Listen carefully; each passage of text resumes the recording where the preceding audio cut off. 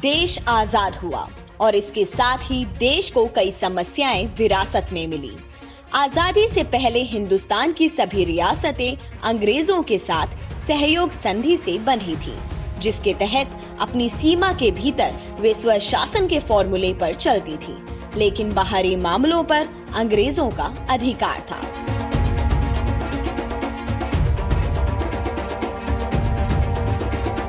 उन्नीस के Indian independence act के अंतर्गत अंग्रेजों ने इन सभी को छोड़ दिया, जिसके बाद ये रियासतें ये तय करने के लिए स्वतंत्र हो गईं कि वे भारत या पाकिस्तान में से किसके साथ रहना चाहेंगे या आजाद रहेंगे।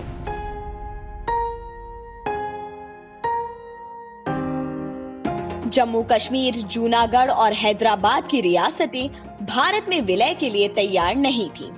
कुछ प्रयासों के बाद जूनागढ़ और कश्मीर तो भारत में विलय के लिए तैयार हो गए, लेकिन फिर भी हैदराबाद का भारत में विलय कराना एक जटिल समस्या बना हुआ था। हैदराबाद रियासत अड़ गई थी कि वह स्वतंत्र ही रहेगी।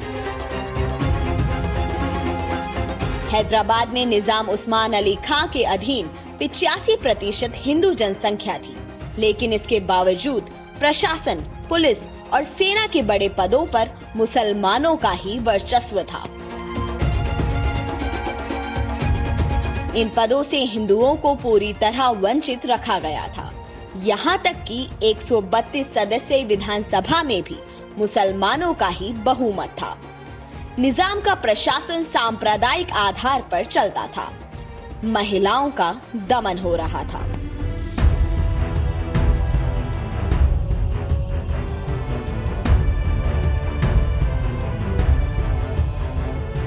गृह मंत्री सरदार वल्लभ भाई पटेल ने निजाम से सीधे सीधे भारत में विलय करने का आग्रह किया, लेकिन निजाम ने पटेल के आग्रह को खारिज करते हुए 15 अगस्त 1947 को हैदराबाद को एक स्वतंत्र राष्ट्र घोषित कर दिया।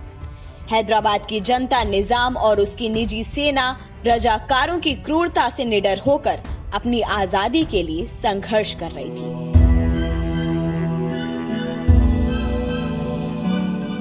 हैदराबाद का निजाम पाकिस्तान और बाकी मुल्कों से हथियार खरीदकर भारत को जवाब देने की कोशिश में लग गया।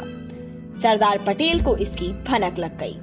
जब निजाम ने हर तरह से भारत में विलय के लिए मना कर दिया, तो कोई और विकल्प न होने के कारण सरदार पटेल ने हैदराबाद पर सैन्य कार्रवाई का आदेश दिया।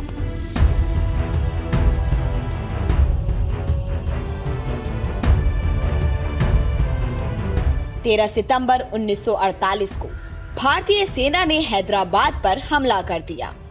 इस कार्रवाई को ऑपरेशन पोलो का नाम दिया गया, क्योंकि उस समय हैदराबाद में विश्व में सबसे ज्यादा 17 पोलो के मैदान थे।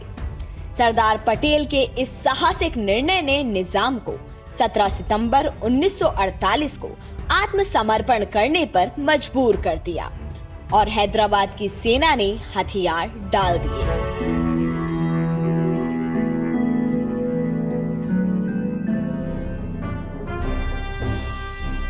सरदार पटेल के अदम्य साहस के आगे निजाम को झुकना पड़ा और हैदराबाद का भारत में विलय हुआ। इस तरह लौह पुरुष सरदार पटेल के दृढ़ संकल्प के कारण ही हैदराबाद पर मुसलमानों का 650 साल पुराना शासन भी खत्म हुआ और हैदराबाद को भारत में समाहित कर लिया गया।